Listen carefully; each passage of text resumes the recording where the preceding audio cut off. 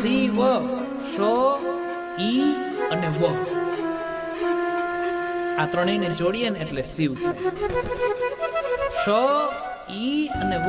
સ એટલે નિત્ય આનંદ રૂપ, ઈ એટલે કે એ, હિન્દીમાં કહીએ તો વો એમ, ગુજરાતીમાં કહીએ તો એ.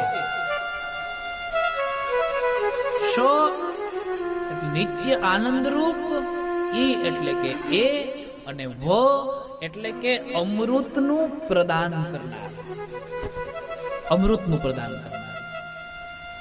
નિત્ય આનંદના રૂપની અંદર રહી અને સદાયની માટે એ અમૃતનું પ્રદાન કરનાર એટલે શિવ.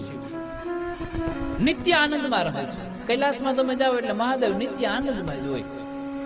હા, નંદી નિત્ય આનંદમાં